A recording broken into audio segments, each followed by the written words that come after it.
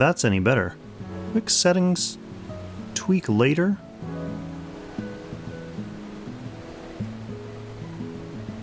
Oh, part of it might be the game as well, because I'm streaming a more demanding game than usual. Langrisser is not exactly the most demanding, whereas Final Fantasy on the PlayStation might be a little bit more hectic.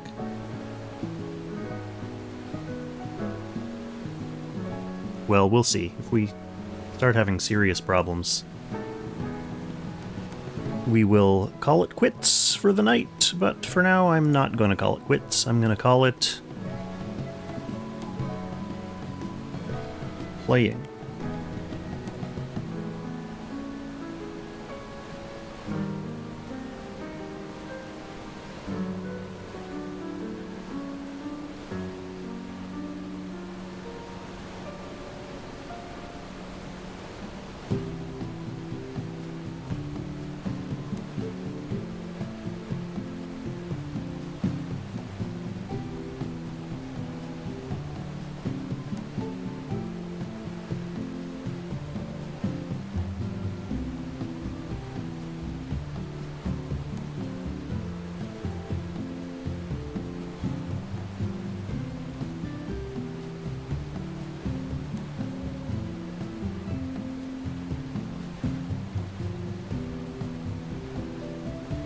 Alrighty.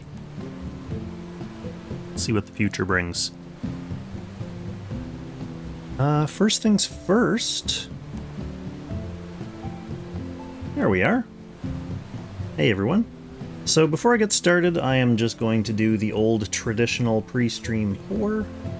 Get a beverage on the go. It's good for you and good for me.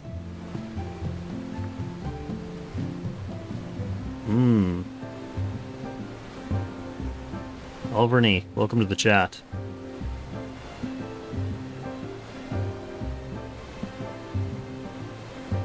Got some Coke Zero as per usual. They've got these Marvel collector cans, and I got Captain Marvel to start. I'm not going to be collecting a bunch of empty cans of pop.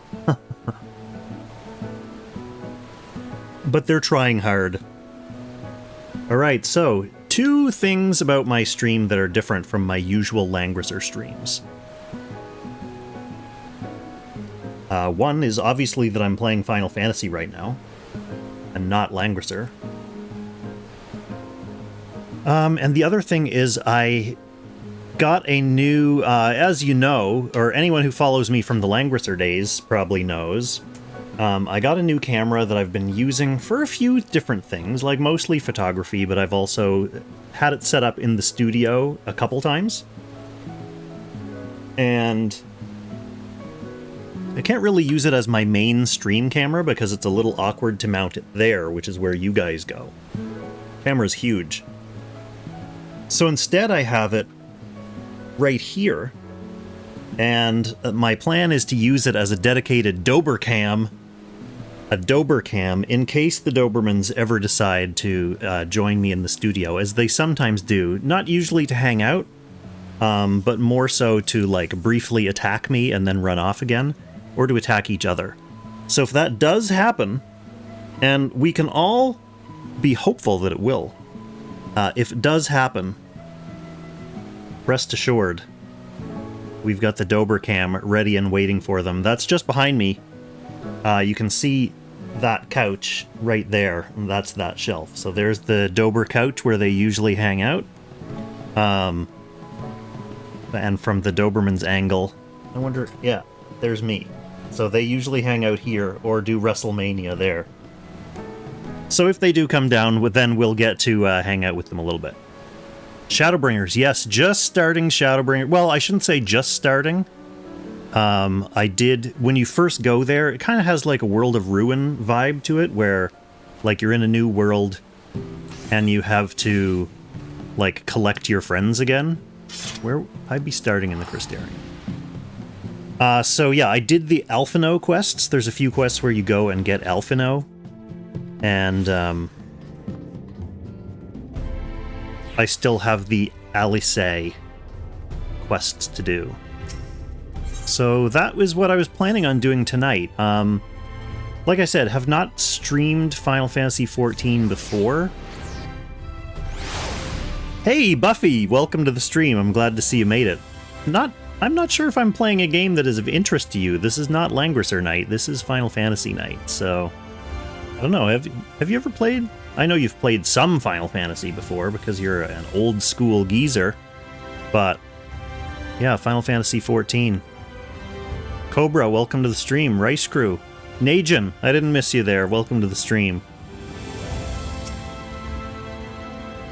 Yeah, I have, I mean, I say I haven't played much of this, but that said, I played through, obviously, like, the ARR campaign. I've played through Heaven's Ward. I've played through Stormblood to get to Shadowbringers. But, that said, so while I've played this game a bit... From this part, it is my first MMO ever. Like, I've never played World of Warcraft. Never played... Basically... I don't know, what are the other big MMOs? I haven't played any of them, so this is my first one. He told me Armorang meant majestic land in the language of his people.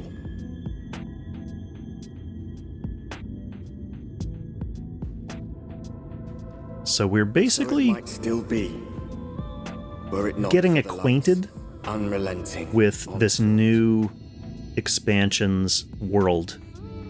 There's a whole bunch of areas of the map that I don't have access to yet. Which is kind of frustrating for a crafting and gathering nerd like me, because it means when I have to do, like, turn-in quests for my crafters and gatherers, a lot of the requirements are in places that I don't have access to yet.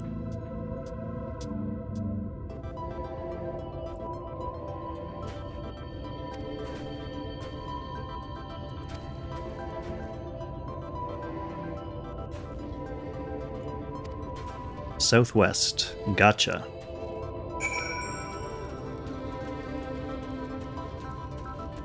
So, Buffy, you're a big Final Fantasy fan. Have you played this one?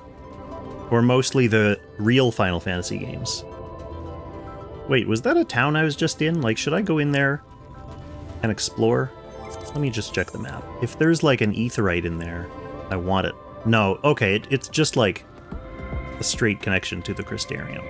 So there's going to be aetheryte down there. Just the layout of this with the desert atmosphere and the big slope downwards really reminds me of Dalmasca from Final Fantasy XII. This is one of those areas where you go down into the desert. I like these guys! Although from some angles those don't look like cactuses on his head. I mean, I guess there's no reason for me not to be on my desert mount. Oh, he's right here anyway, so it doesn't matter. How much time did we save? Is part of my mission really admire the view? Oh, that's amazing.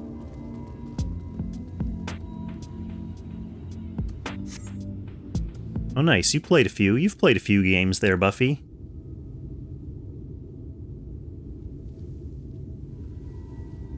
At least I get a view admiring cutscene. I wasn't sure exactly what I was supposed to look at.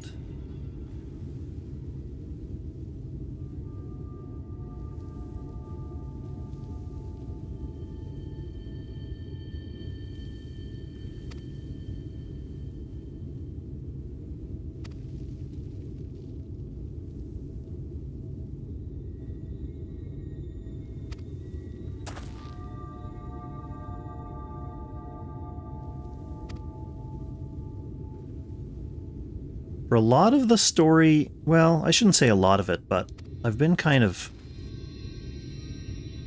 taking it pretty easy, as is my chill nature. I've been taking it kind of slow through the game for the most part. But for a lot of the story stuff, especially like side quest stuff that really doesn't feel essential, I've been kind of going through the dialogues fairly quickly, so I don't necessarily you know, read every little line of dialogue that's thrown at me. Oh yeah, I'm going to be discovering lots of new locations, too. Okay, I like that stuff.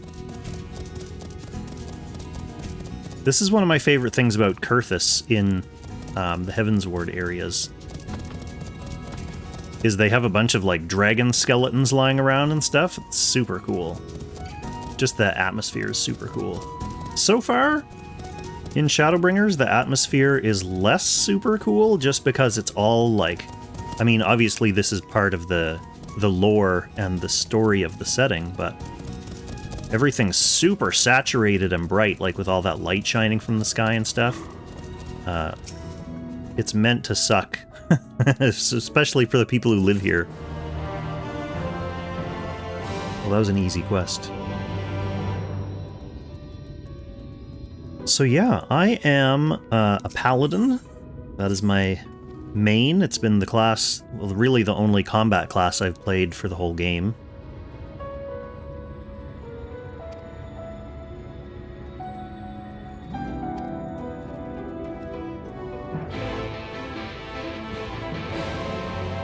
Yeah, Najin, each of the expansions has its own, like, accept quest and succeed quest music. And I think maybe battle music? Because I noticed that the Shadowbringers battle music is also, like, guitar-heavy and similarly intense. A little bit overly intense. I just talked to those guys to get rid of their exclamation marks. I don't think they actually do quests. But I am going to attune to this aetheryte for sure, because now I can teleport here when I want to do some mining for my other classes.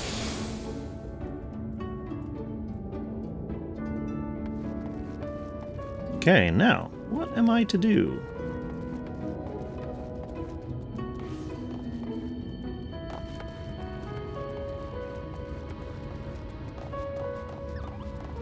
Probably talk to the townspeople. The town's kobolds.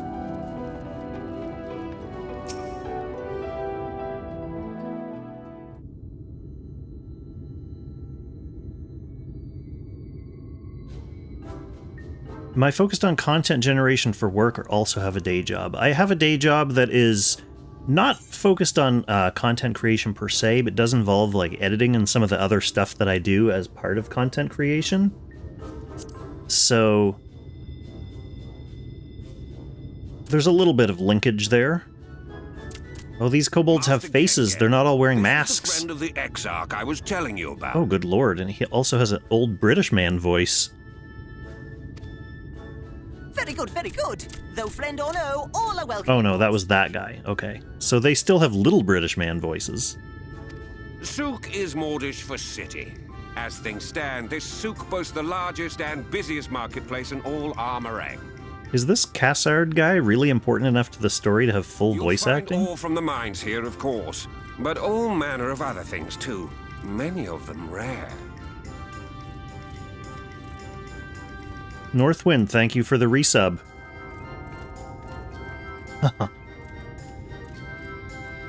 I preempted you there. I thanked you before your alert even came up.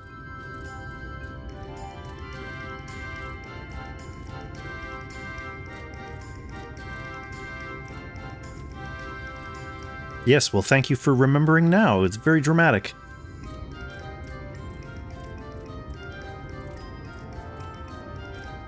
Fantastic ride, have fun. Oh, how far have you played? Are you, like, in the endgame in Final Fantasy XIV?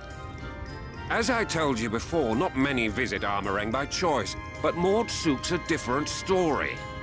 Merchants come. It's funny, I thought, like, I started this game super late. That they do.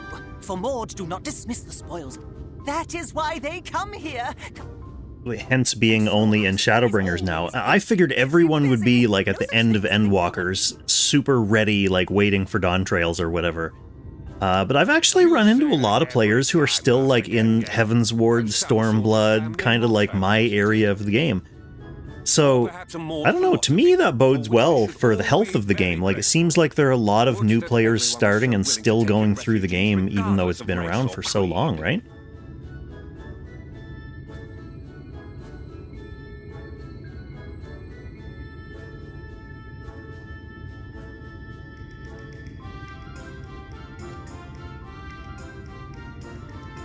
Oh, Ishgardian Restoration. Is that the diadem stuff? That seems incredibly tedious. I dipped my feet in the diadem, or diadem, for my miner's pick, my fancy glowing miner's pick, but I can't imagine. I know you have to do like so much more in there to max out all your classes and stuff. You buy one Super thing tedious. from the market. Price can be low or high, just as long as you buy. As the good Maud says. In fact, the Exarch sent a little... A Verbert gold piece, no less. The first Verbert gold piece, no less. Indeed, good sir. Very happy to spend this. Uh-oh. We've attracted some undue attention, Cassard. Crack your coin purse with me. Oh no, you want my goods, newcomer? I have jars and pots. Over here! Come and look! You buy, you buy?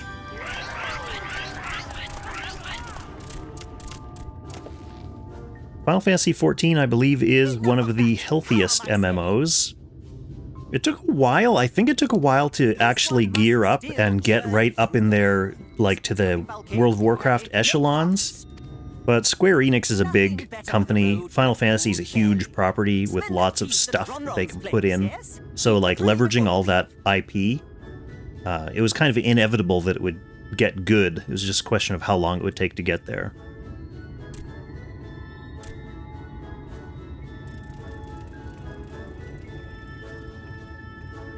Good lord, Northwind, a few months since you started it, that, I don't know, I've been kind of chipping away at achievements knowing that I want to, like, get as many of them as I can. I don't have any illusions about actually being a completionist in this game because there's just too much. But, you know, ideally I'll get the achievements that I can, so the idea that I'm gonna have to take months doing Ishgardian Restoration is daunting. Oh wow. They're actually making me browse this as a minigame? Oh, yes, I see. Worms. Very intriguing. Mm-hmm. You know, I could have done this in a menu. Look at these delicious pita breads. It will be very interesting to see what this stuff ends up looking like after the graphical update coming with Dawn Trail.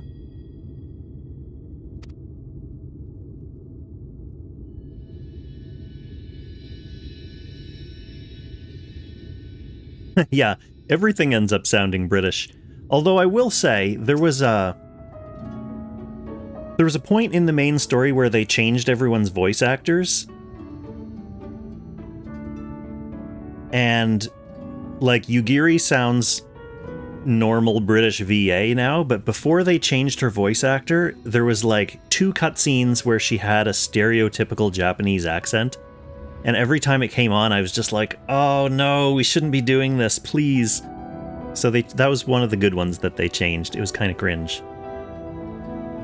Buffy, you should live stream playing games. Obviously, I mean, you have set up to record videos. You just need to get a stream going. It's pretty easy. I'm spending a lot of time chatting and it's causing these simple little quests to take a long time. But that's fine with me because I'm here to chill. So hopefully y'all are here to chill too. I mean, if you're on Kong's stream, you kind of know what you're getting. I personally am a big fan of the mush loaf because they reminded me of pitas. You don't have a computer? Oh, I guess that's an obstacle. Wow.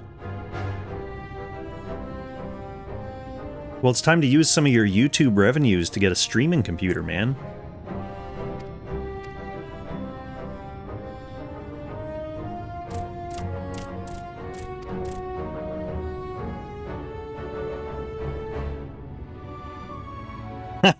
The facial expressions in this game are absolutely hilarious. I don't know if it's intentional, but they are.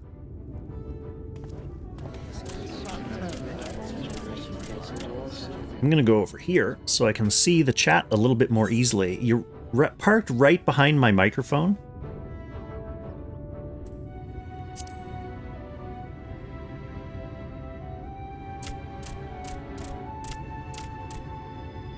Oh, the previous VA actually died? That's a real thing that happened? I feel bad about criticizing it now.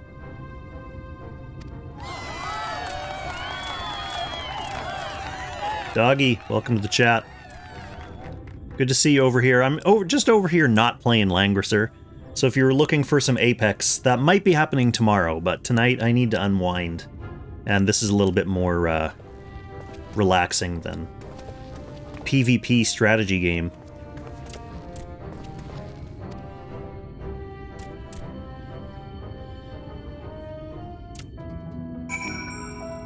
Alright, let us actually get a move on here. See if we can get to some combat-related content?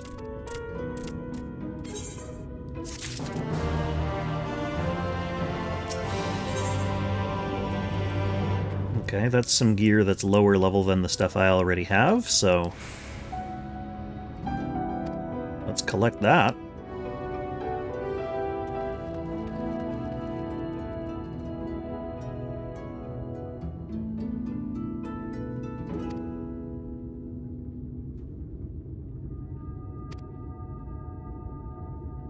I like these little quests that are like, go buy 5 things at the market, and it's clearly a thinly disguised excuse to get you to explore a new area.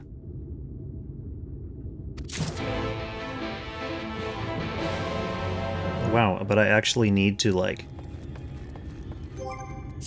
check what he wants me to get?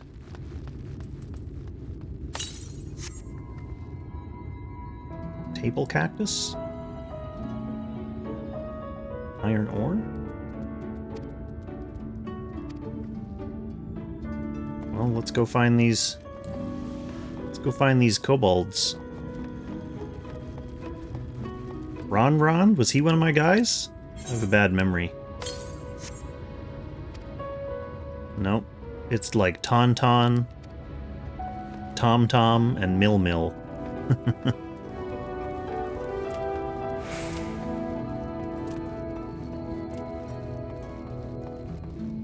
Glad that kobolds all have such very easily distinguished names. Where are you at, fellas? Just a whole town of small merchants. There's Tauntaun, I know you're on my list. What do I need from you? Table cactus.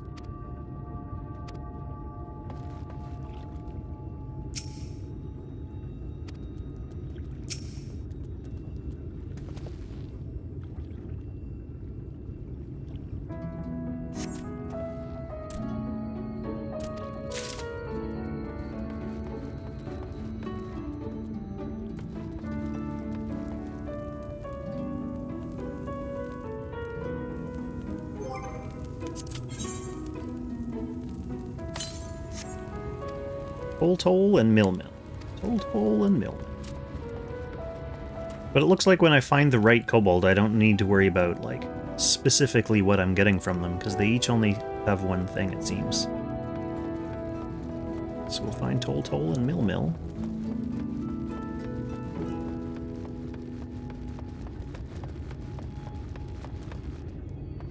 World of Warcraft has always been a little more cartoony, I think. Like,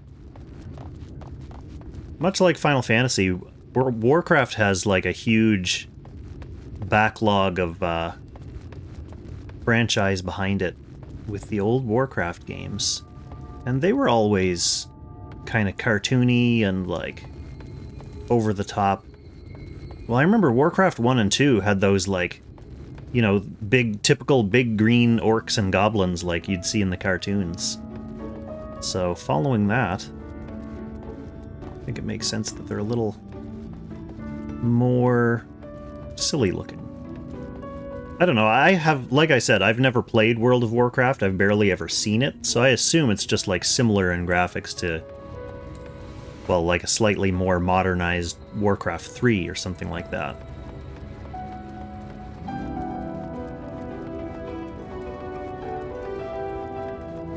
But yeah, this is basically, I mean, every modern Square Enix game kind of uses a similar character engine, so their characters all look like, you know, like Lightning from Final Fantasy XIII.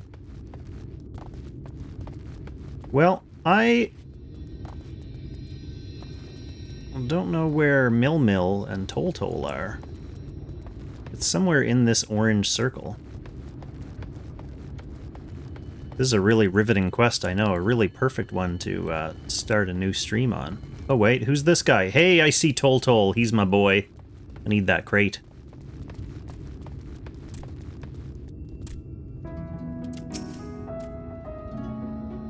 Najin, I play a bunch of games. I'm still playing Langrisser. I'm keeping my account up to date. Oh, shoot. So, I was wrong. He does want to know exactly what I want, so I want iron ore from him. Like, I have all the... not all. I have a bunch of new consoles. I have a Switch that I play some casual stuff on. I liked Unicorn Overlord. I have to get back to that. I like some strategy stuff. I was playing, like, Loop Hero on Steam Deck. That was the latest game that I went, like, whole hog and spent 100 hours 100% completing. Loop Hero is really fun. But I'll play basically anything, like Dynasty Warriors. I like that kind of, like, brainless action games. Mostly been focused on spending a lot of time on this game, though. Oh, that's a guy I haven't visited before, isn't it? No, I visited him for sure. He's like my original guy. There's Mill.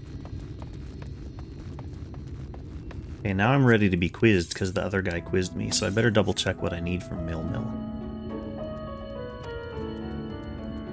Naboth Antiques.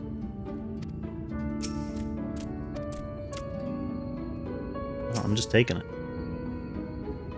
Did I beat it? No, I did not beat it. I have to get back to it. A lot of the games that came out... Like, another one I want to play is that Ayuden Chronicles 100 Heroes. I'm looking forward to the Suikoden 1 and 2 remakes coming out, too, which keep getting... Or I guess I want to say delayed, but the real way of describing it is just that Konami is not committing themselves to an actual release date.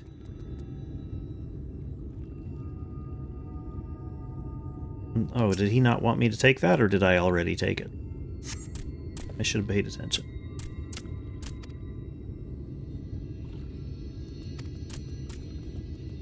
Oh, so did I get them?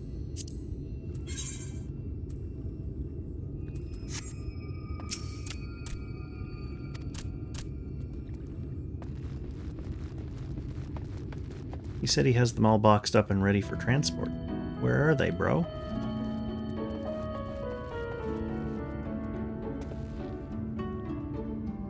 Oh, to be collected from Mool. Oh, maybe I'm being like a kobold racist and I didn't realize they were different guys. So now I have to know where Mool is.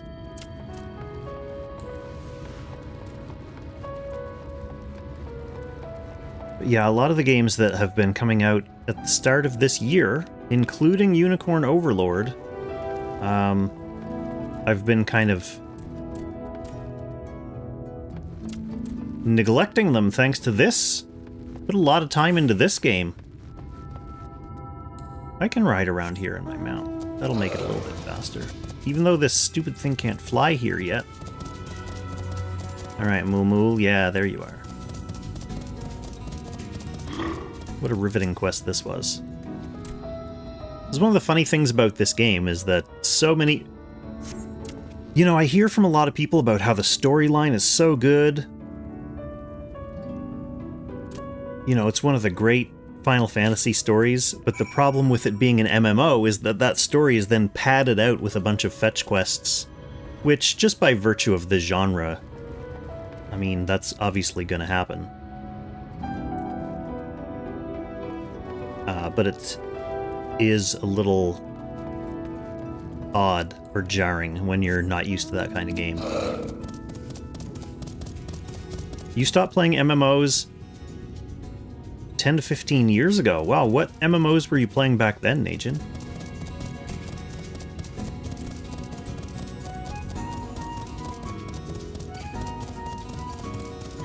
Hard to say. It depends what you mean by peaked, I guess. Like, if you're talking about, like, quality and balance, maybe. I think MMOs are still doing pretty healthy in terms of, like, revenue and players in this day and age. Plus, this one's Final Fantasy, and I'm a big Final Fantasy fan, so... 15 years ago, this wasn't around, so hard to say I would really have enjoyed playing a MMO in 2009.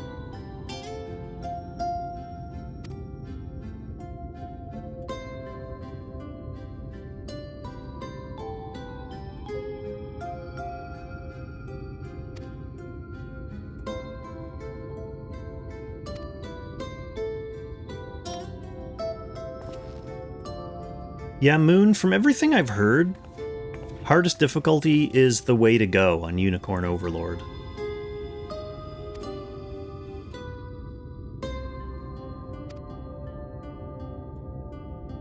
Listen, someone better be taking me to the corner of the desert. I need to meet my friend.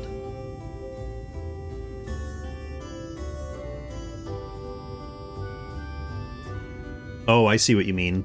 Like a boom of MMO development. Yeah, that kind of makes sense because online play was kind of really coming into its own then. Obviously, there were tons of online games before that, but there probably wasn't as much structure there to support like tons of players playing together at the same time and having it actually be good.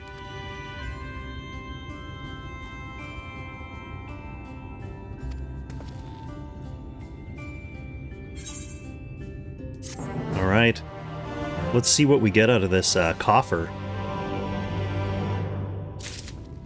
Oh, does this character actually become important? She's not just like some side NPC to show me around? That said, I've heard someone else mentioned who their best girl was, and it was a character who I ended up disliking, so... yeah, we'll see. We'll see how old Tesleen holds up, Northwind. Oh, I guess I can open this and give it to one of my retainers.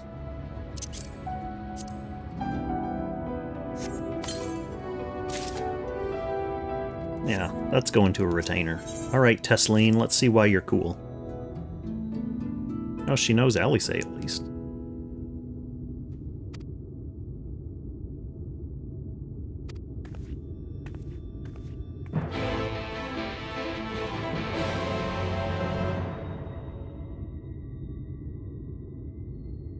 Yeah, Moon, that's actually a big contributing factor, right? Is if you have some buds to play with. I could go get that blue quest, but I'll come back and do it later. Like, the only reason I'm playing this game, actually, is because... oh my god, I guess 10 years ago now. Me and a bunch of my IRL friends, like, from around here, were all really into Destiny, which is not an MMO RPG, but it is kind of like one of those, like, hangout games, where it's less about the game and more about, like, coming home from work and then hanging out with your friends online. So we could all log into Destiny, and we could all be comfortable at our own homes, but still, like, in a party chat and hanging out and shooting the shit together. But then Destiny 2 came out, and it sucked, so we kind of all bounced off that one, and spent a long time looking for another game that we could all play together. We played Monster Hunter World for a while, which is an awesome game, put a few hundred hours into that. And then... yeah, then, I mean, I guess just slowly got tired of it. And then found this one, and we were like, man, I know we're like 10 years late to this party, but let's try it out and see how it is. So, normally I play with a bunch of my friends. Not a bunch of my friends, but a couple of my friends at least. So that's kind of a motivation, I guess, Moon. That's a long way of saying that's kind of a similar motivation for playing this game, is it's not just like soloing an MMO because it's here, but because I have some buds who play and it's good to hang out, chat, and chill. But that's kind of what I'm doing with you guys here in this stream too, is Like when Mess is not online, I can come on stream and chill with you guys instead.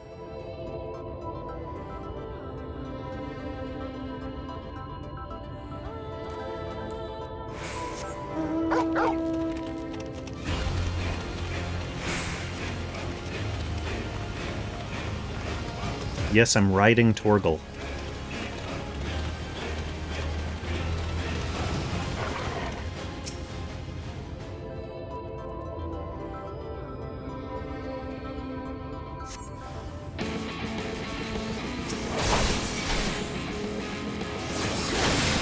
Like, check out how hardcore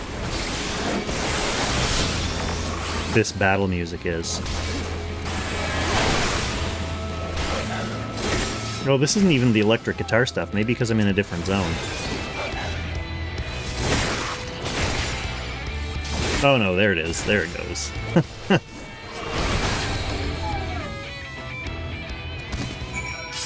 Okay, I don't have to check in with her every single time I beat some guys. Actually, kind of do? This is a different direction than where I was going last.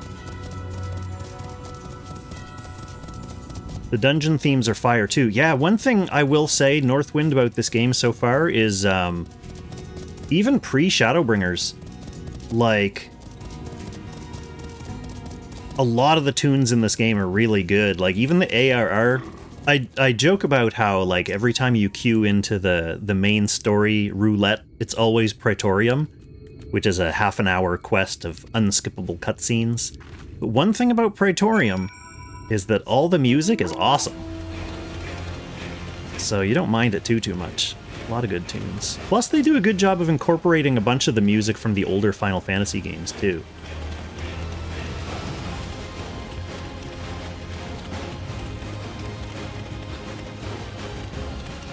I know someone in Concord mentioned that there is, or Drox, yeah, it was Drox in Concord posted a video of a fight from what looks to me like a Final Fantasy Tactics themed area, so there are definitely some Ivalice zones in this game that I have not found yet, but as a ginormous Final Fantasy Tactics fan, looking forward to eventually coming across some Ivalice stuff.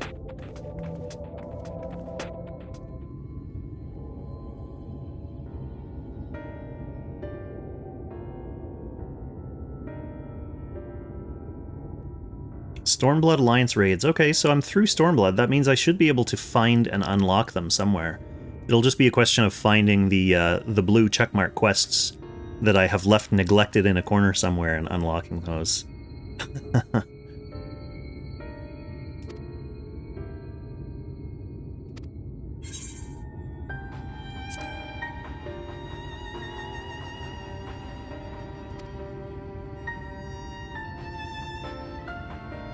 This girl actually looks frighteningly like Mrs. Kong. It's like I designed this character.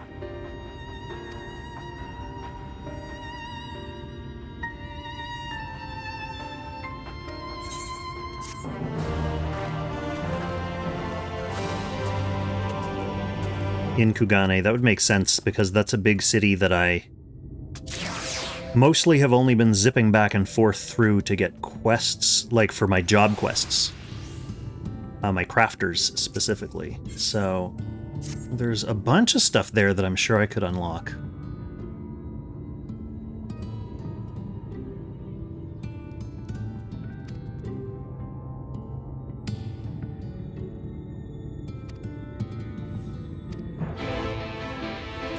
Quest. Go and talk to the person. Hey! That you, Northwind? This person has a name that's, somewhat similar to yours. Welcome to the stream, to your character as well.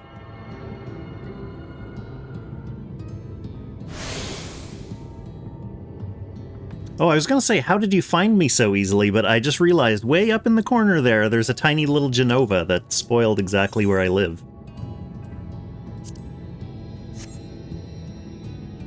Cool. I hope you don't mind if I am not going to be spending this stream partying up with you, though. Just because my intentions are to slowly plod through PvE for now. But we'll definitely party up and do some content later, man. Hey, this guy has a bounty on him! I must have a Kupo nut, or a nutsy bounty for this monster. I don't even remember when I picked those up, but it just stays in your inventory, waiting to be completed, so let's kill him.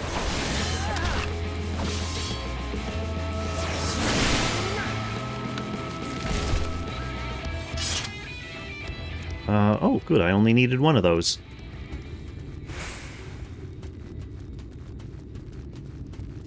Don't fetch quests kind of feel like chores? Yes, Najin, yes they do. Most of the fetch quests definitely feel like chores. Although, speaking of chores though, one thing I will say, and this surprises a lot of people when I say it, but like, I wasn't joking earlier when I said I'm a crafting and gathering main. I really enjoy, one of the things that I get pleasure out of in this game is, this actually might blow Northwind's mind since he's doing diadem stuff right now, and he's, on his last nerve with crafting and gathering, but like, I like to go and see what the daily turn-ins are for the Grand Company, for the provisioning quests or whatever.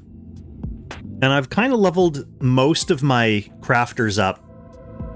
Like here you can see I'm all in the 70s for all my crafters and gatherers. So I can pretty much like get whatever supplies I need and then make stuff out of them. One of my favorite things to do in this game, I know this is weird, I like to get that list of things, and then I make a little checklist of all the like little materials that I need to make the stuff, and then I go around and gather all the materials and like craft everything and turn it in. It's I don't know, some people would find that really boring, but like one of the great things about this game that I unironically enjoy is that there's so many different like little subcultures in the game of like aspects of the game that different people like go whole hog and it becomes their main pastime. Like I've heard there are people who are like housing mains who basically just like get the biggest house they can and hang out in the housing areas and spend all their time like building stuff to decorate their house, and then they have parties at their house and it's like that's the main thing they do in the game. They don't even fight anything or do quests. They just like do housing stuff. So I actually think that's really cool that there's so many different like subcultures of players who play the game for totally different reasons. You know, I'm sure there's like the hardcore raiders and all that. I'm kind of on the casual, like I wouldn't say I'm a crafting and gathering main. Like it's not the only thing I do in this game, going around and crafting things and selling them. Although I'm sure there are people who like roleplay as merchants. My thing in this game is more so just like very slowly and casually getting through content and kind of playing all the different things that the game has to offer. I haven't gotten into any raids really yet because I've been focusing on getting through the main story stuff.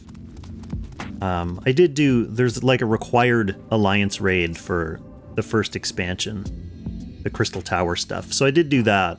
But I haven't done any other raids, and I eventually will. Like, I'm not opposed to them. Kind of looking forward to getting there, but just haven't had the opportunity yet.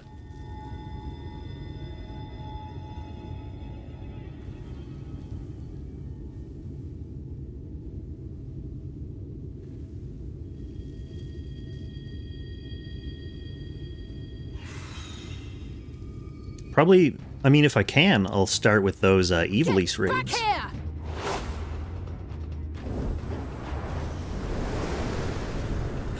Is that... It can't be. Whoa, superhero landing.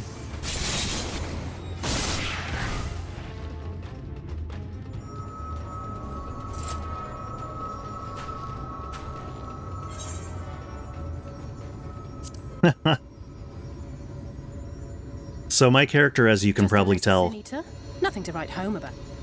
is a I knew you'd turn up sooner or very later, large man. but I made the biggest character I could. And now my quest is to find the biggest armor that I can find. Like the widest, tallest armor. Why is the camera just focused on Alice's crotch? Wasn't this a thing that needs to happen? One thing about video games is, like, they also have to be directed just like films, and I don't know if, like, video game cinematographers are as experienced.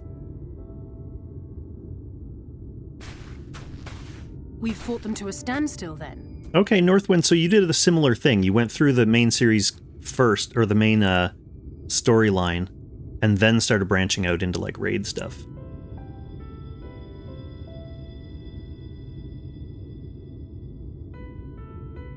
Heavy Wolfram set. Is that a PvP set? That's another thing I haven't touched in this game is PvP, but I'm gonna start grinding it because I know there's gear sets in there, like, that are tied to seasons, and there's stuff that I want to pick up before it goes away. PvP stuff.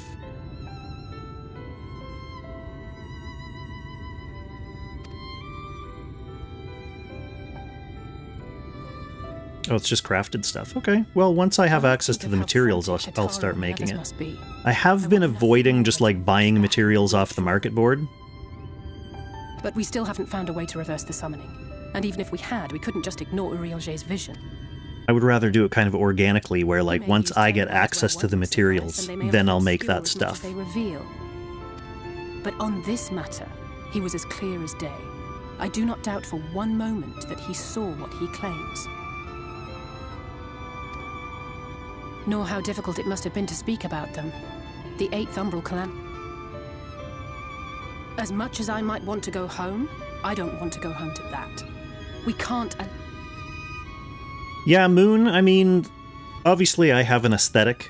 That great wall of this guy's a little bit larger overall than Transcender. But one thing I'm considering doing is respeccing my guy. Like, you can use an item in the game, you get a free one called a Fantasia that lets you completely remake the look of your character for free. After that, of course, you have to pay for it. And then, without warning, it burst forth like water from a broken dam. A colossal wave of pure light. This is actual storyline stuff, so I should focus. Only, for the most part, living things are composed of... But when exposed to such a flood... So, when the new expansion comes out, it has a graphical update, so I'm holding on to my free Fantasia so I can remake my guy's appearance after the graphical update, so I can kind of preview and see, like, exactly what he'll look like with new graphics. And I think I'm going to make him, like, more of a demon/Oni form, kind of like an Akuma-type looking dude. That's how this white hair and stuff, big white beard. They were once living creatures. Once the change is wrought, there is no going back. In that instant... Oh, we're getting another Fantasia as well, Various. Okay, with the new update, or...? And will happily gorge themselves on any living, but even that is not the worst of it. Or is it locked behind, like... What's that Peaceful Island, the Animal Crossing expansion that they put out a while ago? And triggering the birth of new monstrosities. They are creatures of base instinct that exist only to feed and to... The infirmary is full of the Sin Eater's victims, left...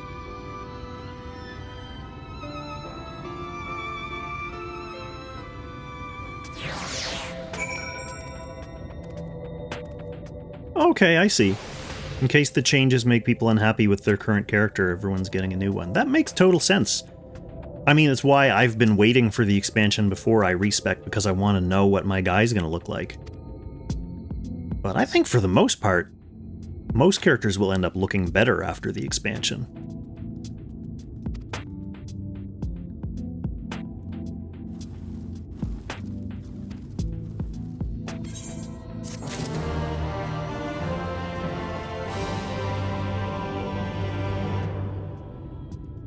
Oh, the female Hrothgars. Yeah, that would make sense too. It's like a totally different race-gender combination that people never had an option to play. Did they give away a Fantasia when they introduced, like, the Vera and the original Hrothgars? The male Vera? Are the male Vera even in the game yet, or is that another one that's coming out? I'm not at that point yet, so... Not like I would be playing male Vera. I'm good with my gigantic Rogadine.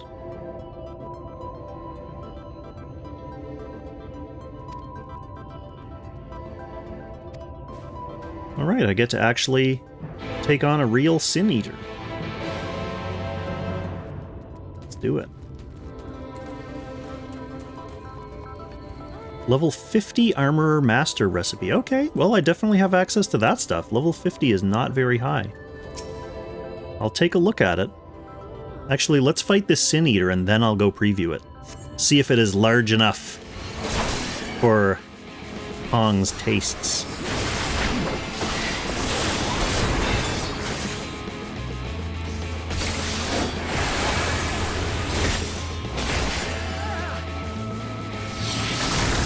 Oh yeah, this guy's not kidding around.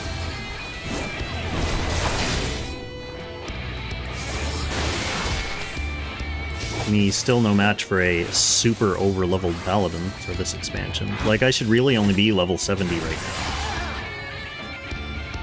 now. But I'm almost at the Endwalker's level cap. What was I gonna do? Let's check out... Armorer... Master... Oh, yeah, I do have the level 50. Oh no, this is higher than level 50. Here we go.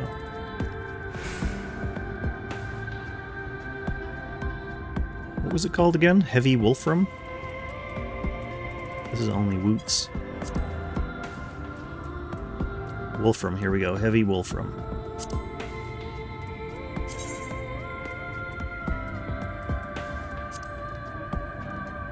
Not bad.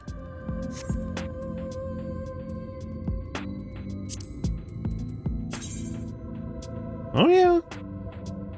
It's large, kind of blocky, like... I don't know, kind of feels like robotic almost.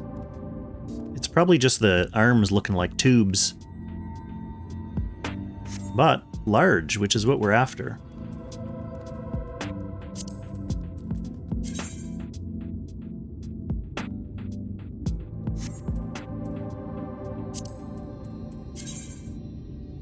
Pants always look hilarious in this game because they're always covered by boots and skirts.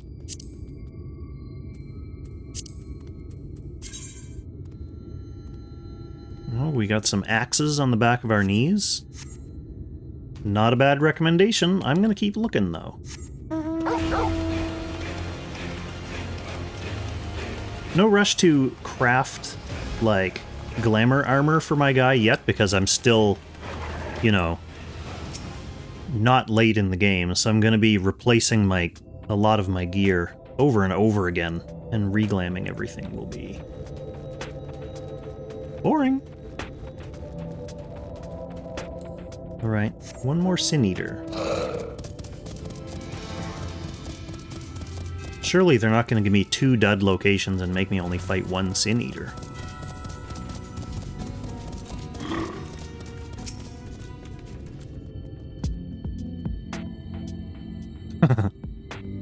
Speaking of that rice crew...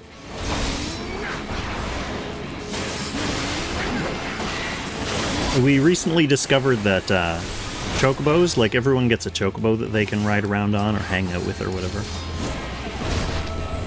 And they are... the size of the chocobo is scaled to the size of your character, because in my guild's housing area, we have mine stabled beside my IRL friend, who's playing as a tiny healer character, and his chocobo is like half the height of mine. It was pretty hilarious. But it's good that they do that, because like you said, otherwise, like, my ginormous character would be riding on like a tiny little chicken. I don't think this well-adapted lizard can easily handle my weight, though.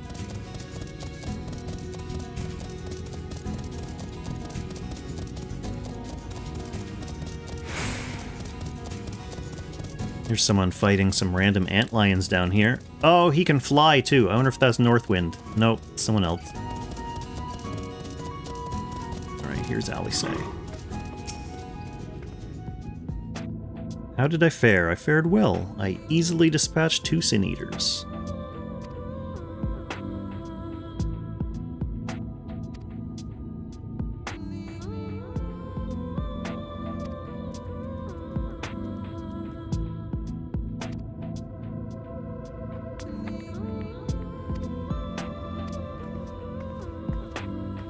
Even this music is kind of chill and like nice stream background music.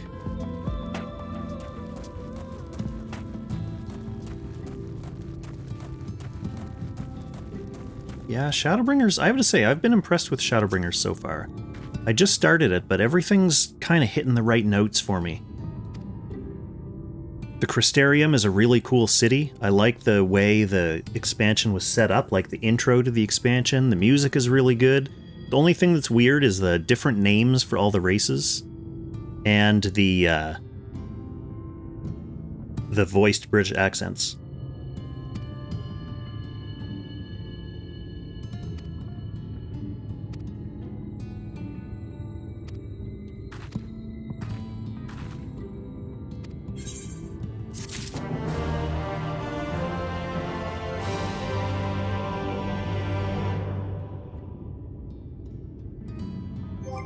Okay, more gear for my retainers.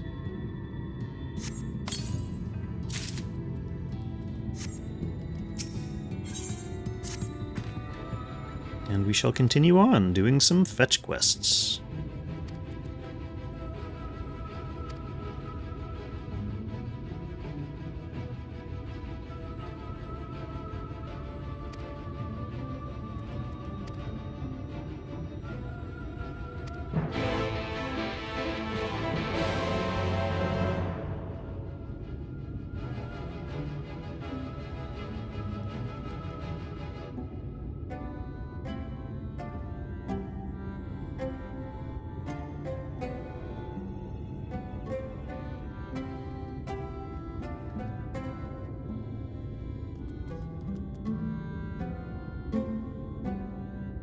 Only 11 followers to go to hit my next goal and 3 more subs. We're close, friends. Those are just fun personal goals. Those aren't for like partner or anything like that. I haven't really been thinking about streaming consistently enough to deserve that. I'm an affiliate already. So like, especially with my Langrisser streams, some of the bigger like PvP streams that I was doing covering tournaments and stuff, I would get a little bit of revenue from those.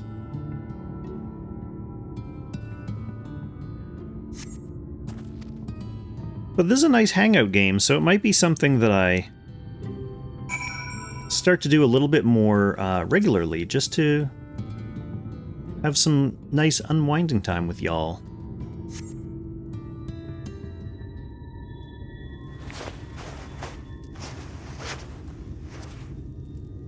I will have to figure out something to do with this microphone so it's not directly in front of my chat, though, so I don't have to keep doing this to talk to you people.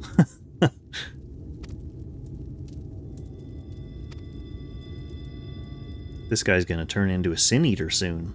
It's disgusting.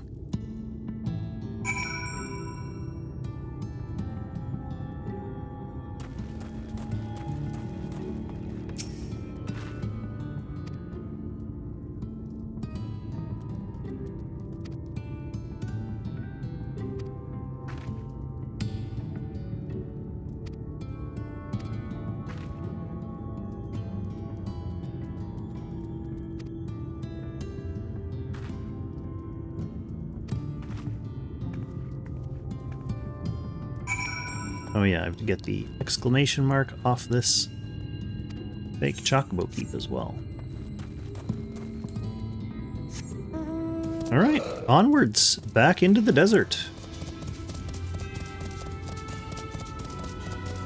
Alice has something to show me.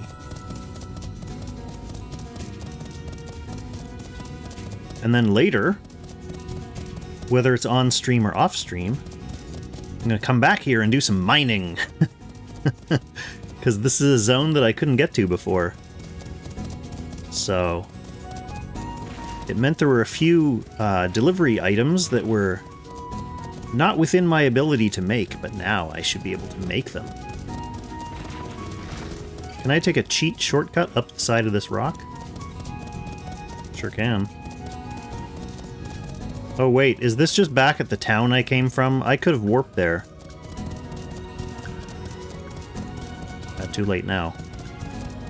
Close enough to walk.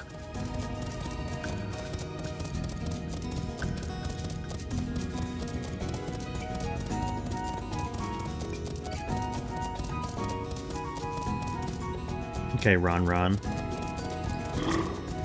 Oh good, Alice is gonna actually show me the correct kobold to go to this time.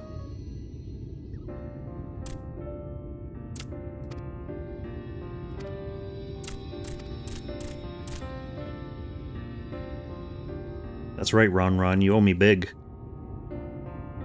Free nectarine, please.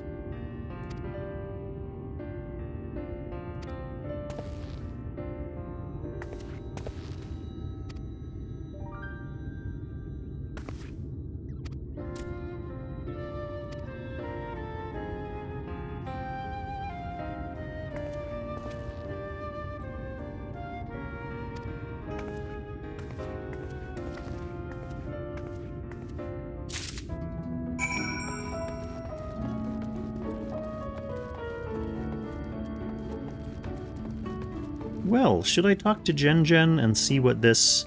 No. Oh, you know what it's going to be? It's going to be one of those ether current quests. Yeah, it is an ether current quest. Might as well.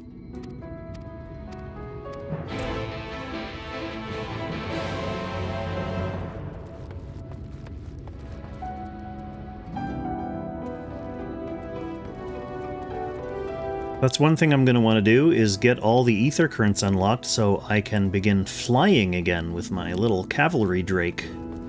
Because being landlocked is pretty annoying for exploring things.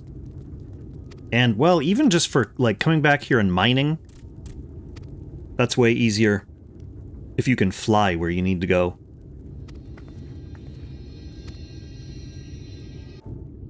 Alright, what do we got here?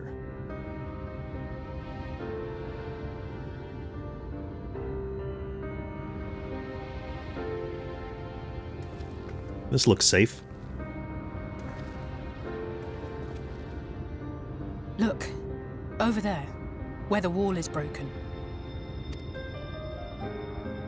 Do you see what lies beyond? That's what the land became after the light flooded in. An empty white nothingness. Life cannot exist in such conditions. The primordial...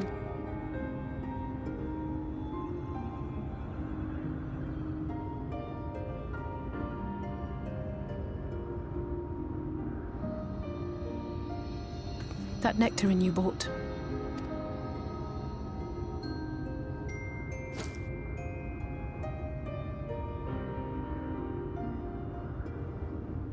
Most of the patients, Halric included, but their fate was sealed all the same. The monster's corruption has ended. The twisted state of the world itself just makes matters worse. Under normal circumstances,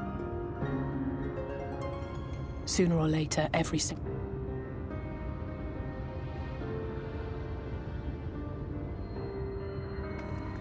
Tesleen and the patients, they all know this. They know what has to be done before the change goes too far. The preferred method is mixing poison into their favorite food.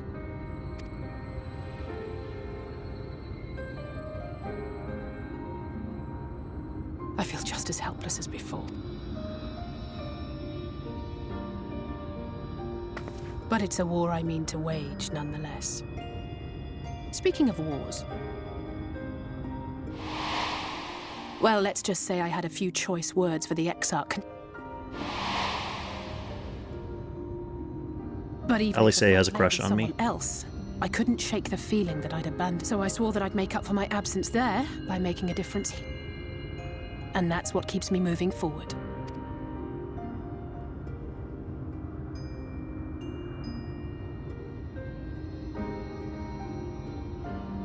On which note, it's time we headed back.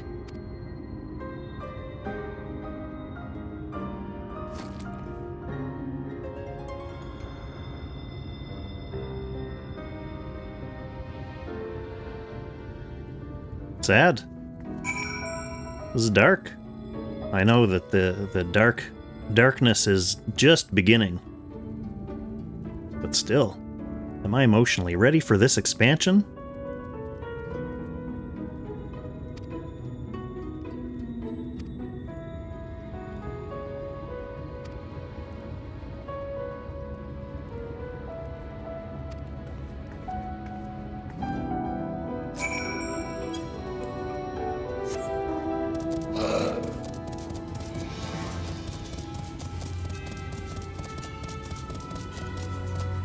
like 1 hour into the expansion and we're already at the mercy killings.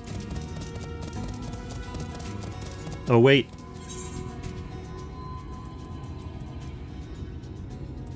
Wait, which is the place? Oh, don't know the names of these places. Where was that, No, that's the side quest for the little dude. Okay, so it's the inn at Journey's Head.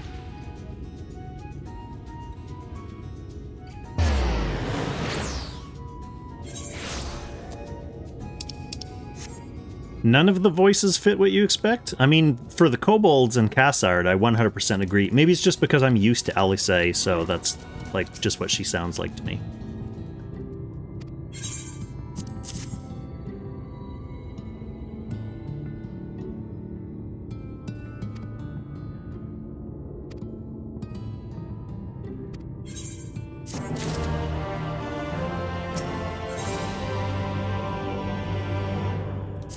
Oh man, I'm actually going to hit level 89 this weekend, which is just ridiculous.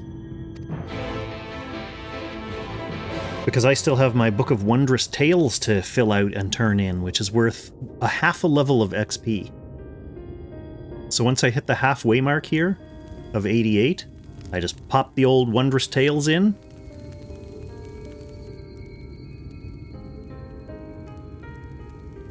Speak up if Hit you'd like a 89. little helping. I made a little bit more than usual today. And you've added something special to the broth, if I'm not mistaken. Aye, well, it's not often we have visitors from the Crystarian.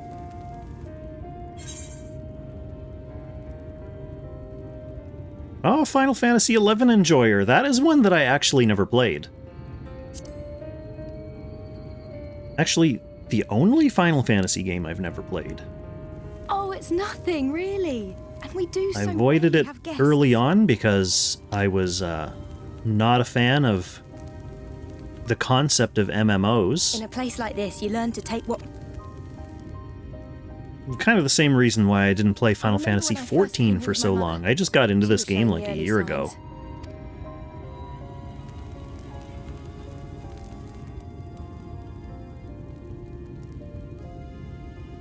I knew there was no way to save her, but I just couldn't face what beaten, broken souls come to wait out the inevitable.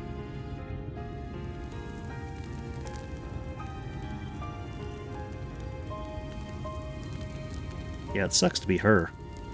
When my mother finally Her job left is just this to kill a world, bunch I of was sick people. mad with grief, but also thankful that her passing.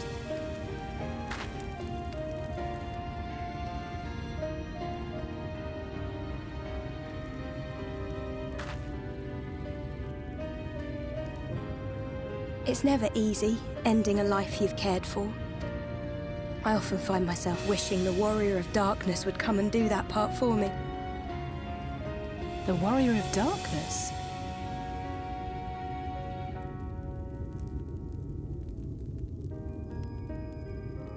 Rice Crew. They definitely keep focusing on it in these cutscenes, don't they? I'm not sure where it began, but every child in Norvrent could...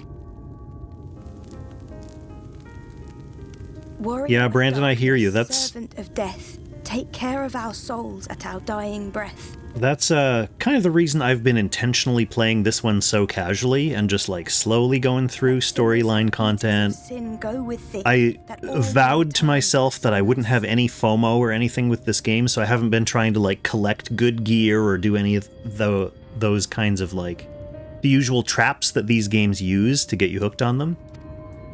Just chilling, hanging out, playing through at my own pace. That's the version I was taught, anyway. Because, yeah, I definitely Which is don't... a good thing, surely. He sounds rather ominous. I'd rather not have Do to you deal think with a so? video game addiction or I anything always like liked that. the idea that he treated every soul the same.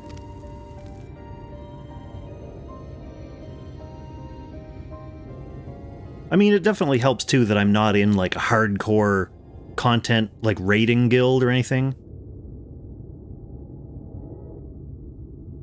Like, I'm sure if there were expectations placed on me by a bunch of other players, I would have to play more, but again, it's part of the reason why I'm not in one of those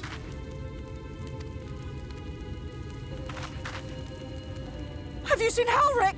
I swear, I only took my eyes off him for a moment.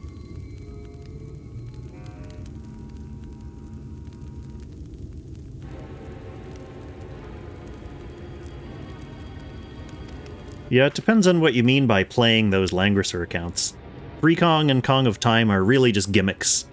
Obviously, I don't spend any amount of time actually playing them. I'll do dailies, and then every once in a while, like when I have a fun idea for like a gimmicky PvE fight, I'll do that and record it for the channel. But even my main account doesn't really take much time, to be honest.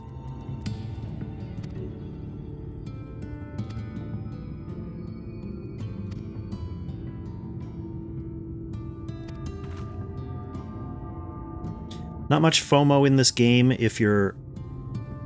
Oh, there's only FOMO in this game if you're a hardcore raider or PvPer. Yeah, I can kind of see that. With PvP especially because they have the seasons, right? So, like, there's kind of like a deadline on when the gear will be available.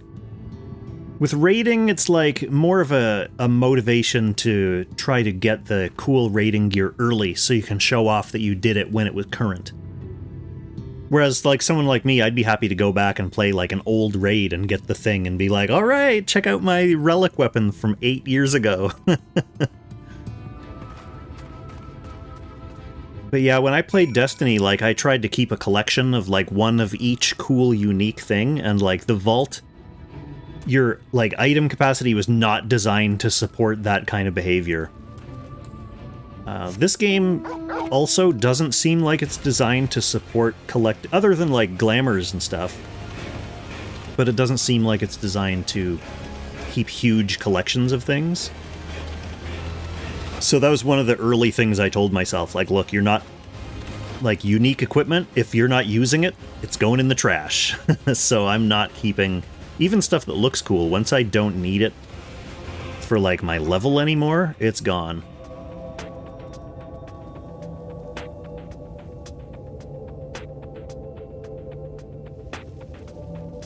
Seasonal stuff, yeah, that's true. I mean, from what I've seen so far, like, I haven't been playing the game super long, but the, like, the seasonal events that I've done... Just switching positions here. The seasonal events that I've done have mostly been, like, reruns of previous seasonal events, so... At least the ones that are kind of calendar-based, like, those come back, the Halloween ones come back whenever... But yeah, like the crossovers and collabs and stuff, like maybe the Final Fantasy XVI event will never come back. Well, we don't know. So I'm glad I got Torgal when I did. Come on, Cavalry Drake, you can do it. Oh no, wait, we're going this way, aren't we? I shouldn't have picked up that optional Ether Currents quest, because now that little marker up there is going to distract me.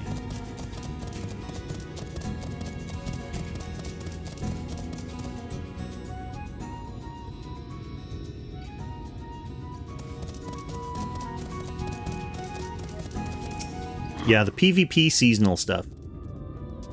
How long is a season, though? Do you play in the PvP?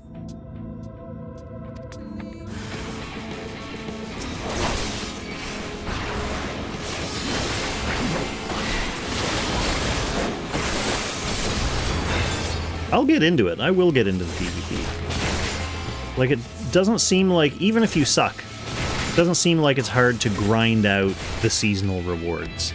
Probably the real prize of PvP, if you play it a lot and get good at it, is just, like, winning.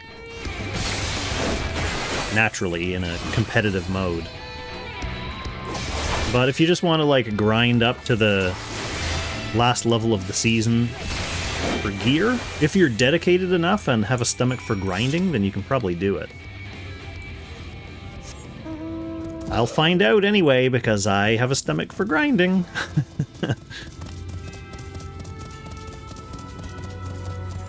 So 7.0 to 7.1, what are we looking at, like 4 months? Usually 4 months between patches? 3 months? 4 months?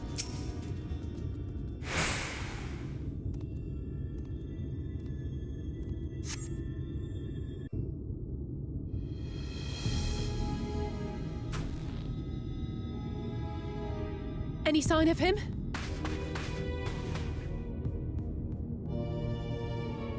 No luck then. We should keep Hopefully that scorpion I just killed was this guy. That would be a cool little plot element.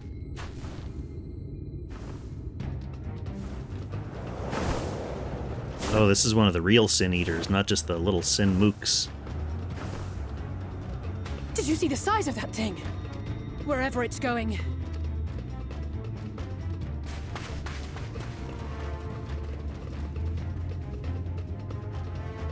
I think for one of my streams, I'm gonna have to dress up in some rad Sin Eater cosplay. There it is! Oh no, there's the kid. Is that... Rats, I was hoping I already preemptively killed Monsterized Kid.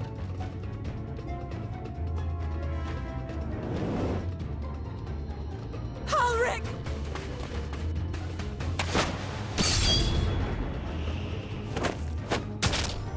Nice. We have to run! What? Tesleen! No!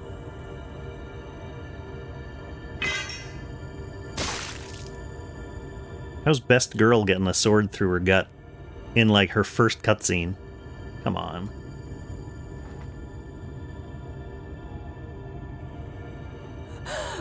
We all deserve... The time left to you is Mother, I...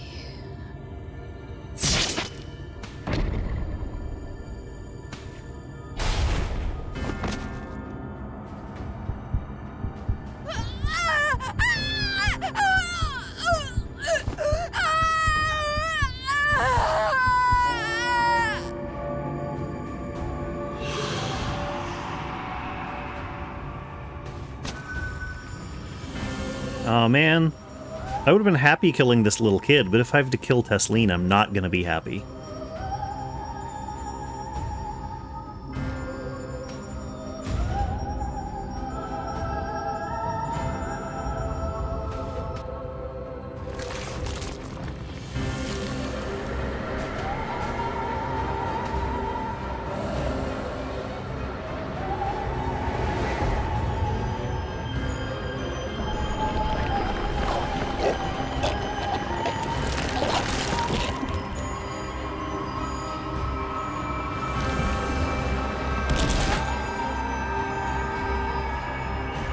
I like the sneer on this one's face. That's pretty good.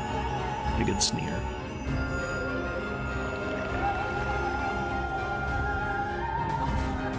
No, no, no, no!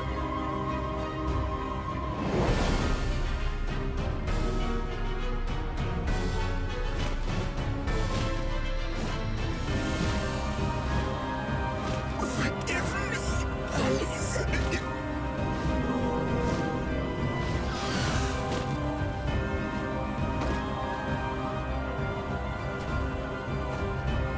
That's horrifying. Oh, by the way, sorry about any spoilers in the stream. If you're somehow not through the very beginning of Shadowbringers and choosing to watch a Shadowbringers stream, then apologies.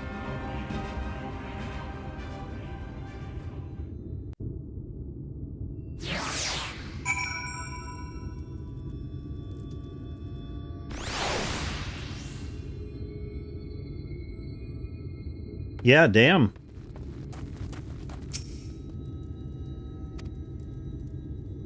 All Mrs. Kong representation in the game now gone.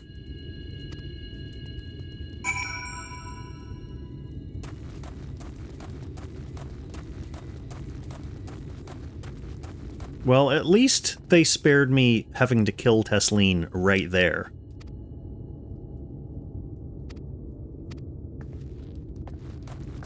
That's where I thought it was going.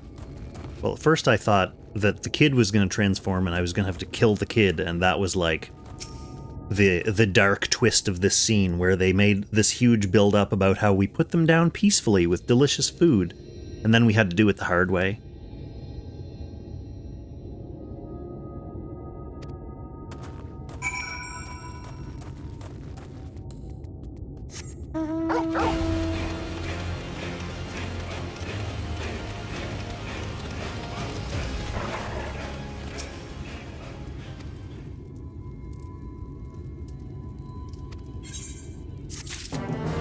We gotta get rid of this Halric guy, though. He's clearly too far gone.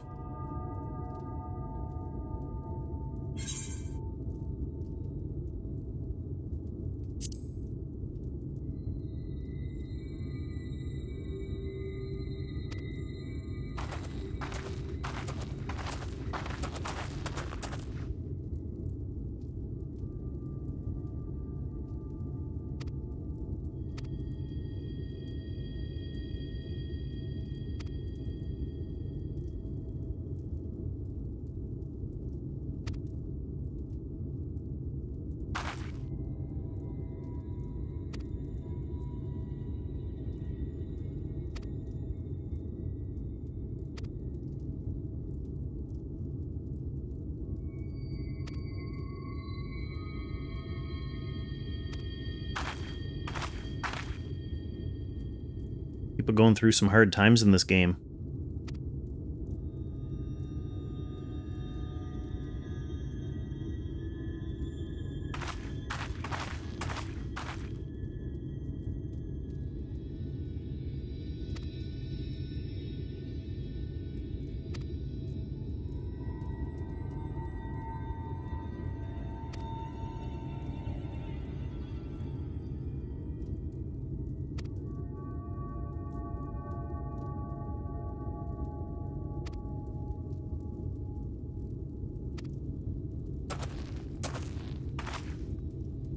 One thing that bugs me about this expansion so far is that we, in an earlier expansion, forget if it was Heaven's Ward, must have been. Yeah, it must have been. We had like a huge long scene with the Warriors of Darkness and Hydaelyn talking about like the different worlds and the world that's engulfed by light and stuff. And then we come here, and we're acting like everything's new, and we don't really get what's going on, and it's like...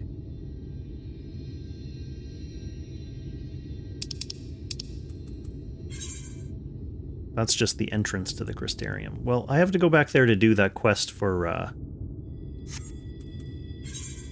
Gun anyway.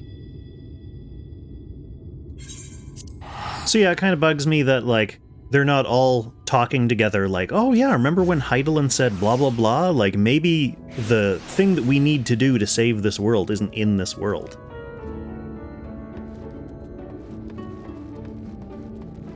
But because we're new here, I guess we have to act new here a little bit.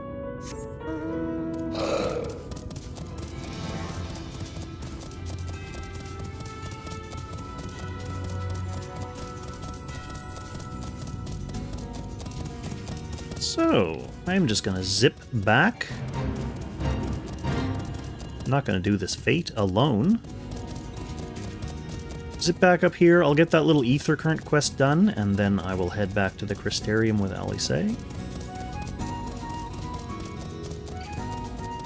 Ooh, hello ether current. I'll be coming for you as well. And then, depending on what my next batch of quests look like once I get back to the Crystarium, I may call it there. Just nice, chill little one-story arc of Shadowbringers on this fine evening.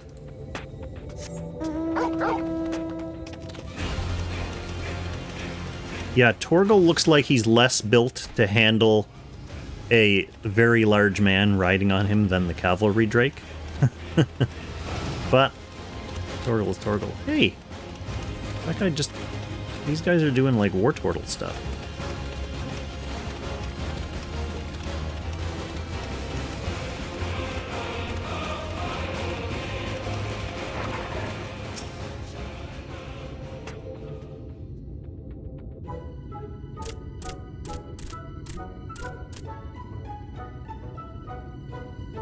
Oh yeah, when the voice acting stops, I think that's just because I'm advancing the dialogue before they finish their lines.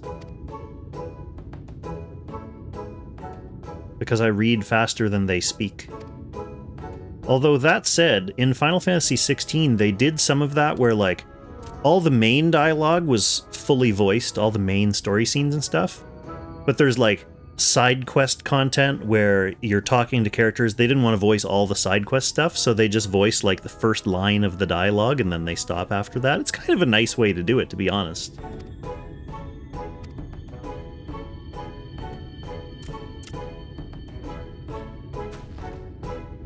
Yeah, Kizza, the music is really good. That's one of the things I'm really liking, well, about this whole game, but this expansion so far in particular.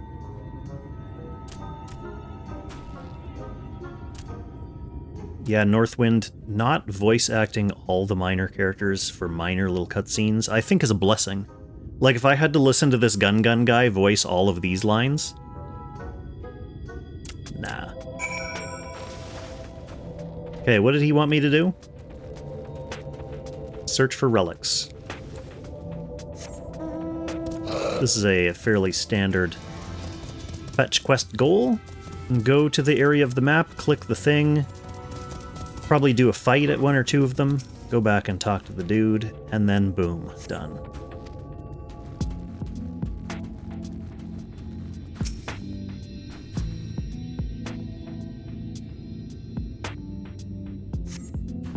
Yeah, this zone has some really nice chill vibe music. This tune is great. This is one, I would put this in the background of, like, Langrisser streams. Maybe I'll start doing that. I'll get some Final 14 ambiance and play it for my other streams. That tune for the chill talking parts, and then the combat music with all the electric guitars for actual Apex Arena battles or something.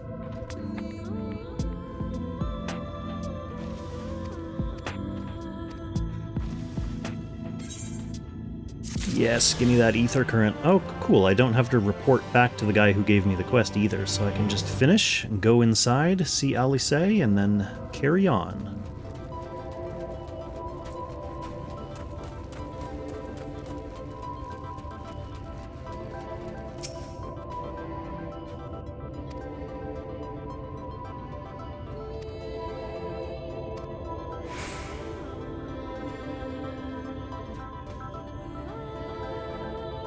I was just about to say, get me a flight back to the Crystarium.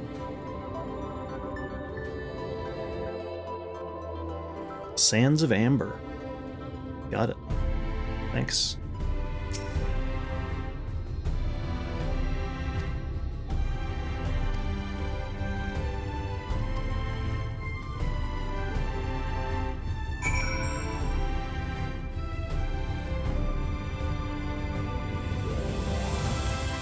A voiceover AI mod, what would that do? Just, like, re-voice all the dialogue and scenes that aren't voiced?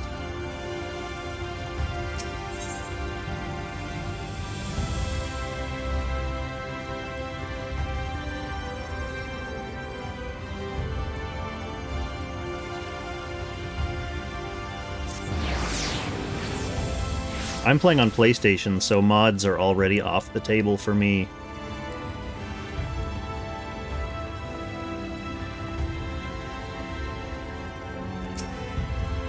Well, I have to say, I am mildly disappointed with the lack of Dobermans. They did not show up for tonight's stream. Tomorrow, though. If I stream during the day, like, I'm thinking about doing, like, Apex Arena, and then during the break windows, play some of this game. I don't know how that would fly, though, on Twitch. Like, because I'd be playing two different games on the stream, so the Langrisser people would show up and it would be Final Fantasy. And then, like, the Final Fantasy people would show up and it would be Langrisser. But that's kind of what, like, if I was playing during the day, switching back and forth, that's when the Dobermans are a little bit more active. So we may get more time on the Dobercam if I do that. The only downside of the Dobercam during their active times is that during Doberman WrestleMania, they can be quite loud with their snarling and barking.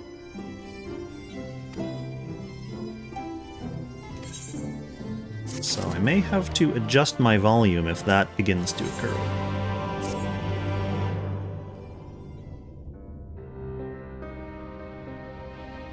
The only people who will stay will be the ones there to just hang out with Kong. Yeah, Najin, hopefully that's most of the people who still come to this stream, though. Have you gained a better understanding of the crisis now faced by the First?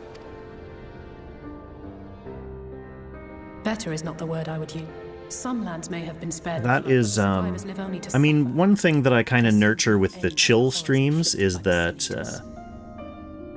you know, it kind of makes the streams appealing to people of a similar disposition who are just here to chill and be cool and not necessarily be super hardcore about any individual game, right? And I can well imagine how hopeless the task of eradicating them.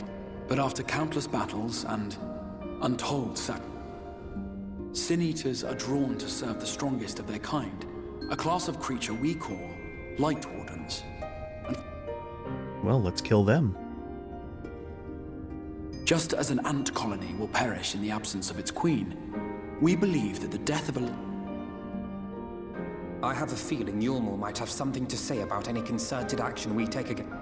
Volthra's command over the Sin Eaters is integral to Yulmoran society. In seeming to get...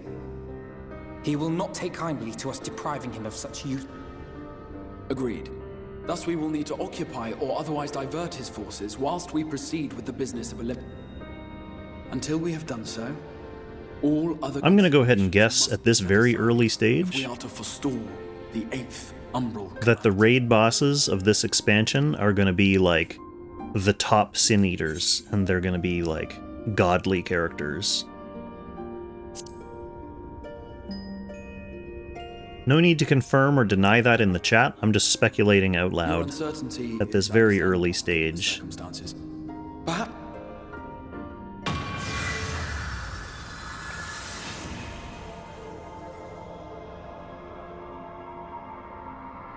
Sin Eater raid bosses. In the ancient past, a single star was divided into 14 worlds.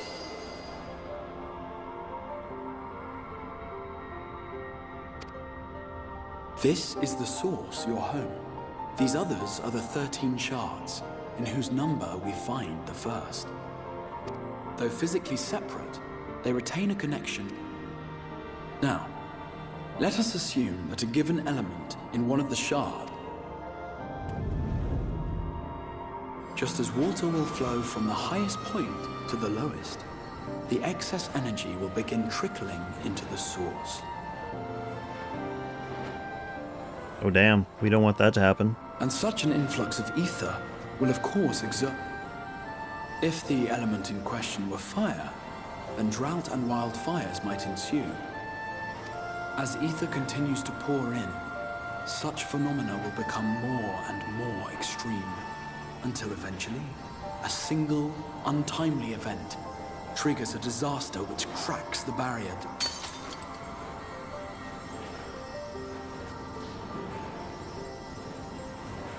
What was once a trickle now becomes a deluge, sweeping the shard along to be rejoined with the source.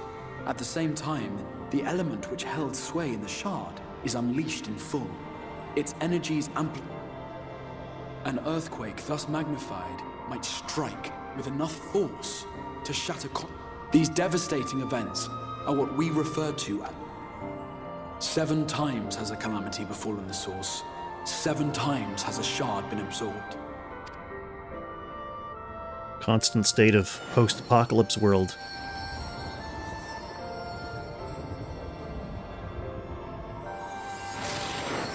Cool. I like this story. I'm glad we're kind of back to this story.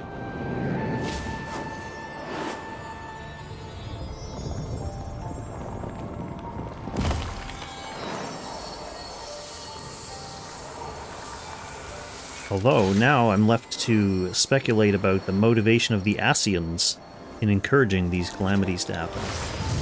I guess they want all of the shards absorbed back into the source?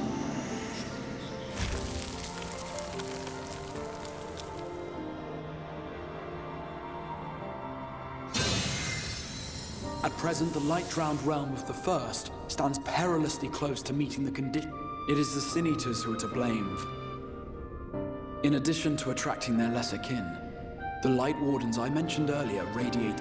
Even here in the flood-spared region of Northrant, their influence is strong enough to banish night from the sky. Thus, if we are to restore balance to the First and head off a potential calamity, We've been doing our best to take the fight to the enemy ever since we first heard the Exarch's. So this is basically the Shadowbringers' version of killing all the primals, for similar ether-related reasons. Though we have yet to claim any meaningful victories if truth be told. Just like we need to put down all the primals in the original world, we need to put down these wardens here. The Light Wardens possess a troublesome quality which compelled us to delay our plan.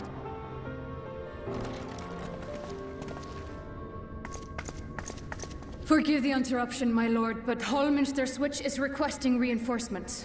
Hey, at least she doesn't have a British accent. So the Vera are foreigners. They say the Sin Eaters are attacking in force, and the village could soon be overrun.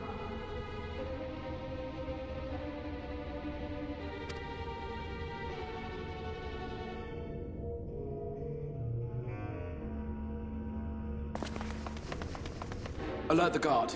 We should be prepared in case the fighting reaches the Crystarium. You have command of our forces in the field, Captain, but hold off on entering the town until I arrive. My lord. The town. Pray. Numerius.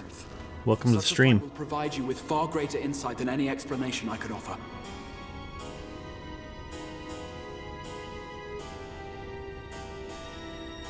Ah, the old learn by doing technique.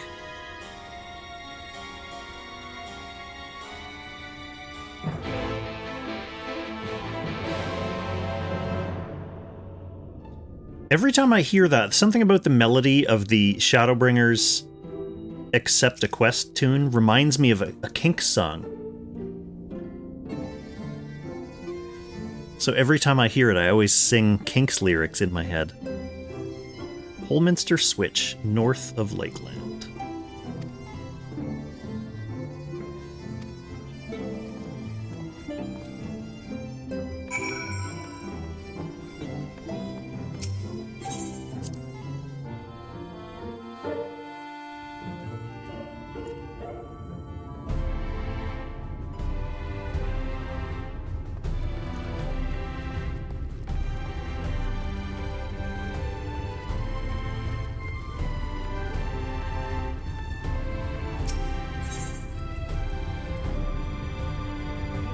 Out here? Yeah.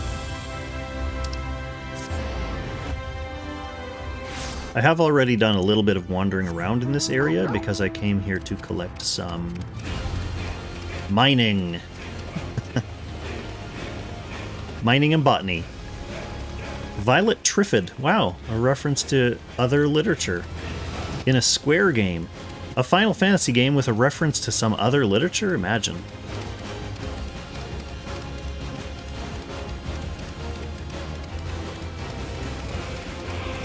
Day of the Triffids is totally awesome sci-fi, by the way, if anyone hasn't read it. Pretty short book, too. Kind of like one of those really old-school, like, pulp sci-fi type stories, where it's like one single interesting concept and then explored for like 200 pages, or however long it is. It's pretty short, but awesome book, awesome book. Highly recommended to anyone who enjoys pulpy sci-fi and hasn't read it yet. Lakeland night theme. Man, I don't know about you, but I've never seen night in Lakeland.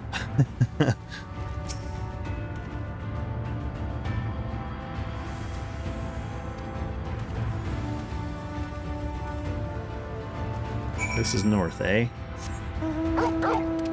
Well, here's a guy who's just fighting random stuff. Is this a fate? Oh man, I can join a fate because there's someone else here. Oh, I'm late!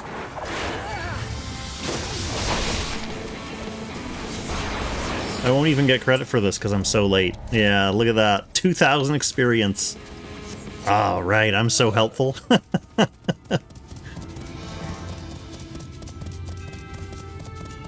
What's this guy? Is that a normal monster?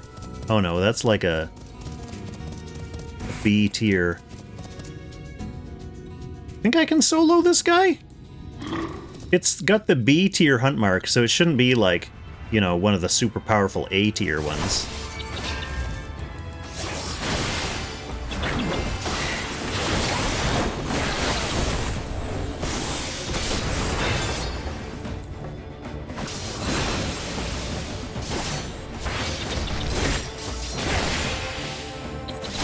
He has cool hunt mark battle music.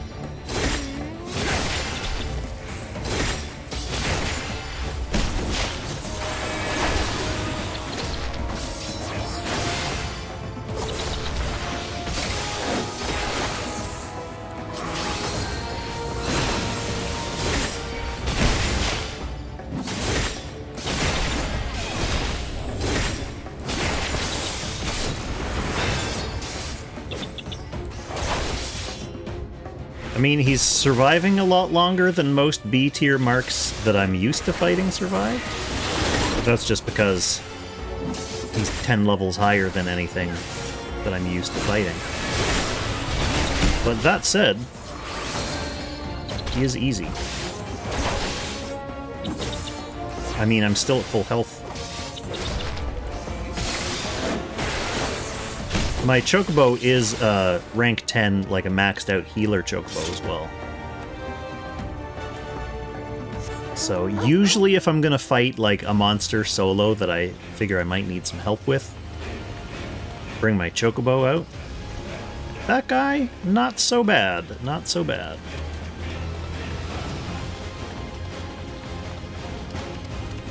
What are some of my favorite books or series of books? Man, I don't know if you're aware from context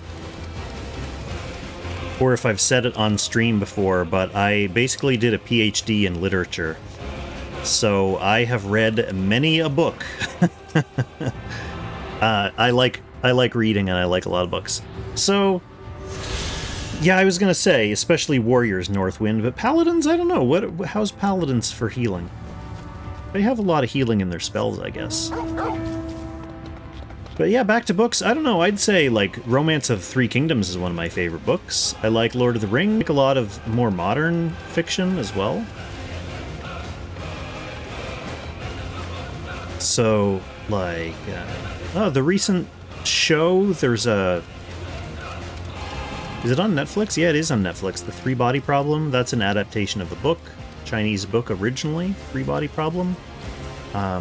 Really enjoyed that. Enjoyed the book a lot. The show is also pretty good. It's a pretty noble adaptation.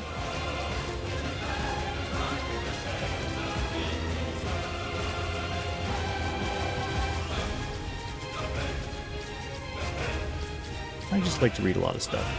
For sci-fi, like pulpy sci-fi I mentioned already, I really like H.G. Wells. So, like, that's my Fantasy type stuff. Time Machine, War of the Worlds, Invisible Man. H.G. Wells just has banger after banger if you like those, like, singular concept explored in a fun way. Those type of books. Like those.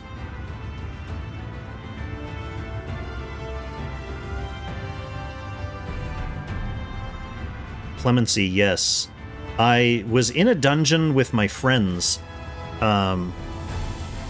and a couple of them died, and then I just started, like, healing myself, and successfully defeated the boss. But I don't like to, like, tank and heal at the same time. It kind of sucks. So, like you said, it's really just for flexing. Maybe I'm gonna have to level my my warrior as well.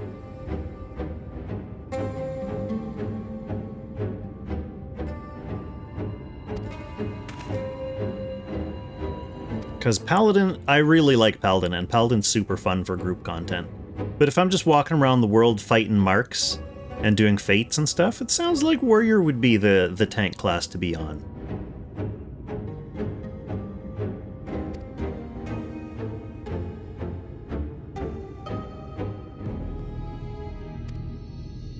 Oh, how convenient. Allie say, how convenient, exactly. Our whole plan is to kill Light Wardens, and then one shows up at our door.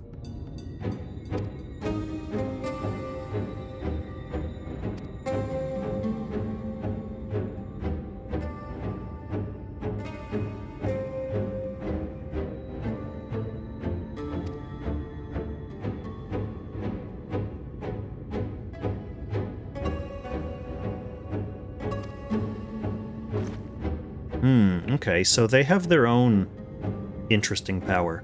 So the Primals have the ability to turn people into brainwashed servants, which the Warrior of Light is immune to thanks to the power of the Echo. Whereas these Wardens, which are kind of the equivalent of Primals in this world, their power is like basically absorbing their corrupted essence into another person and transforming them into another warden. Kind of a similar problem. So I wonder if there's a similar kind of immunity to it, like there is in the original world. The Echo making you immune to the primal influence. It would be certainly pretty convenient if large man Kong here were immune to being wardenized, because then I could just go kill all the wardens and not get turned into a warden. This Exarch certainly seems to think that it won't be a problem for me, since he's saying basically just go and kill the warden and don't worry about it, so he knows something that I don't know.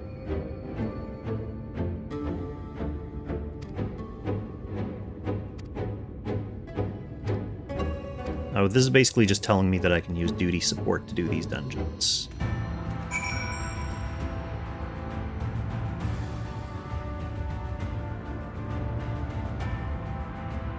Are these... Wait, why are these guys... Oh. Like, are these the, people that I can put in my party? That's interesting. Did it get added to my duty finder as well? Yeah, it did. Okay, I actually think I'm not going to do this dungeon on this current stream, because we're already pretty much at the 2-hour mark. So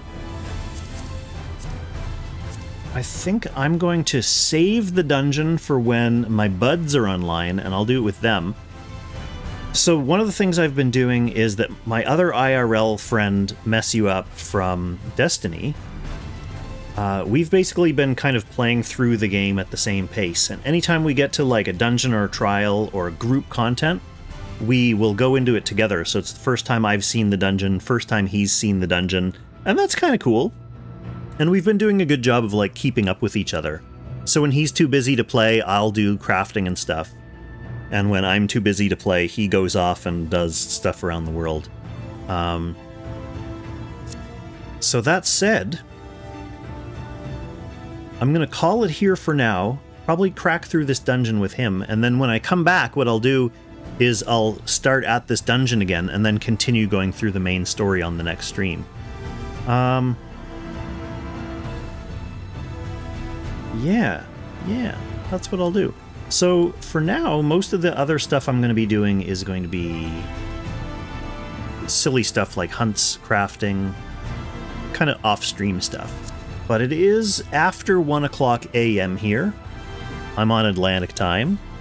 So, 2-hour stream, first time streaming Final Fantasy, first time in Shadowbringers, and shit is getting real here. Very excited to see what happens when I take this warden down. So I'm going to call the stream here. Thanks for coming out and watching. Don't forget to follow and subscribe if you haven't already. I know some of you are already subscribed anyway, which is why you're here. But we're going to be having some more of these streams chilling with Final Fantasy and potentially in the future, chilling with Dobers on the empty Doberman play area. So I'll probably be streaming again tomorrow. Like I said, I expect a little bit more Doberman action tomorrow. And I'll probably be flipping back and forth between Final Fantasy and Langrisser. I really have to get my act together with Apex Arena. I haven't done any Apex Arena this season because, like as I mentioned in my last Should You Summon kind of live studio video, I've been a little bit burned out on Langrisser, and cutting the Apex was one of the easy things to cut back on when it came to making life a little bit easier. Is that you down there, Northwind? Have you been following me from a respectful distance?